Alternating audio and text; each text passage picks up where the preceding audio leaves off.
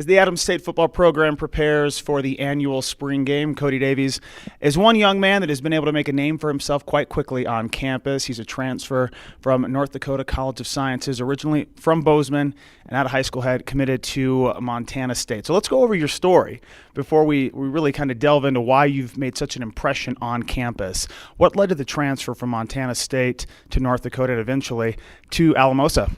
Well, I grew up in Bozeman, where Montana State is located, and out of high school I was a preferred walk-on there, and everything went well. I went through the season as a redshirt, and everything went okay. And then spring ball came around, and there's actually just two quarterbacks, myself and the kid who's starting now, and I got a lot of reps, got a lot better, and then come the fall, they brought in another junior college kid, and I was competing with him for the travel spot, and so. We're just getting to the point where, life with a walk-on, it's kind of tough to, fight for reps and stuff. So I was looking for a move. It was about 2 weeks into fall camp of my second season at Montana State, and then, I saw JUCOs looking for a quarterback, and I jumped at the opportunity. So, when you're from Bozeman, the school that has been able to really make their mark in FCS play and Montana State especially for D1 programs like basketball, they've really taken off. It must be one of those dreams in high school to play for the local school. And I'm sure with the media coverage, it was intense and there was a lot of excitement when you committed. So making a very cerebral decision, an intelligent one that I could stay here, maybe I'll get a chance my senior year, but realizing there's a more imminent opportunity awaiting me. Who contributed to that decision? How hard was it? But from a reality standpoint, it seems like the right one was made. Absolutely. You work so hard and you practice so hard and all the off-season stuff, and really that's why you play the games, is to play, not to be second string or third string. Is to go out and compete and to earn a spot. And the kid who I was competing with was my age. He was a Texas Player of the Year, 5A state champion. I mean, he's a big-time player. And so I'd have been competing for a backup spot there. And so I just really sat down with my family, some of my friends, and, just really talked about this decision. And, it happened within about 3 or 4 days, so I didn't have a whole lot of time to decide. And, just kind of took a swing, and it worked out for the best. So within 3 or 4 days, you're on the road. You're heading to North Dakota. During that drive, were you by yourself? Were you with your family? What were some of the primary thoughts going through your head when you were making that next adventure? Well, my dad actually drove me out there. It was about a 12-hour drive to the flatlands of North Dakota. I was really, really excited. I was real anxious. I'd heard a little bit about their quarterback situation there and what they're looking for, and some guys they had there, some pretty big-time players that were going to surround me on the offensive side of the ball. And I was just really excited, really excited for a chance to go out and compete, improve myself, and a chance to play. It's Cody Davies with the ASC football program. Spring game coming up on April 21st.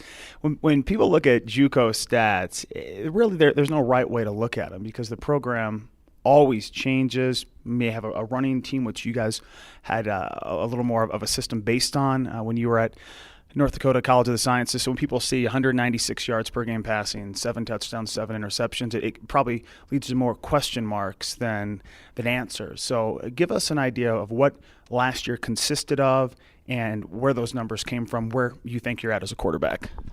Well, first off, my first year there, I was surrounded by some great talent. We had 4 guys on the offense side of the ball that went Division I. And so our second year, our offensive coordinator left. We had a new offensive coordinator.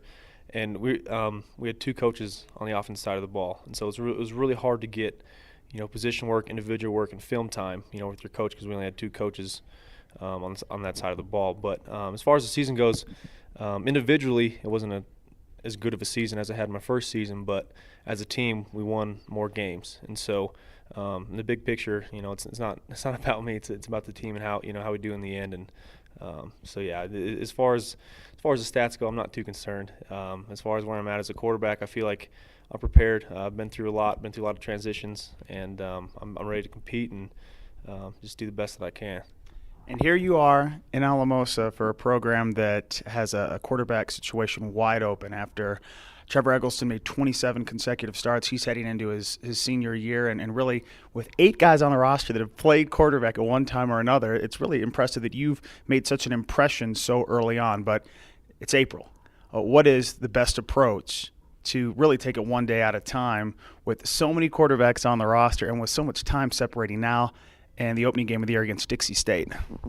Well, the great part about this is that everybody's on a clean slate. It's a brand new offense. All the quarterbacks are on a clean slate. And so it really comes down to just, keeping your head down, working hard, staying humble, and just, earning the respect of your teammates and coaches. And, just really putting that extra time in the film room and the weight room.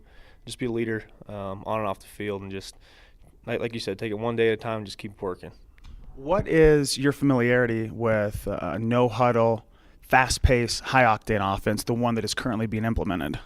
Well, actually, my first spring, or my only spring at Montana State, was all no-huddle offense. And so it wasn't quite as spread out. It wasn't quite the spread that we're running here, but it was all no-huddle, fast-paced. And so I'm used to the tempo. And then at my junior college, it was all spread offense. And so between those two backgrounds, I'm fairly familiar with what's going on here. So.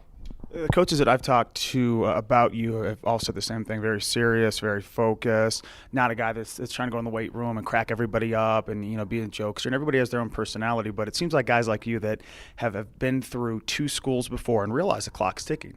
Career's almost over. You still have time, but the options that did exist aren't there anymore. Where does that focus come from and that recognition that I need to make this count? Well, I mean, it all just comes from enjoying the moment. I've been two different schools, and I didn't really have a huge shot at Montana State. And when I went to my JUCO, it was really nice to get that leadership experience and lead a team for 2 years. And as far as staying focused, I mean, you just got to take it one day at a time. You can't get ahead of yourself, and you can't compare yourself to other people. You just got to worry about yourself and how you improve each day. So. Do you really think it's a good idea, though, to be wearing Minnesota Viking purple and gold if you're trying to be optimistic about the future? Because as fellow Minnesota Viking fans, we both know that's not been a strong suit. Should we get a different team for you to cheer for so that also helps your confidence heading into the upcoming year? You never know. I mean, hey, the NFL is a crazy sport, so, anything can happen. I got a lot of faith in the Vikings, so we'll be all right. Mr. Davies, thank you for chatting with us. Of course, spring game again, can't advertise it enough. It's going to be on April 21st. There'll be a huge opportunity to see Cody play for the first time wearing that green and white, and hopefully we'll see a lot more reps out of Cody in the years to come, and especially this season. Thanks for chatting for us. Thank you for having me. Again, it's Cody Davies with the ASC football program. More to come.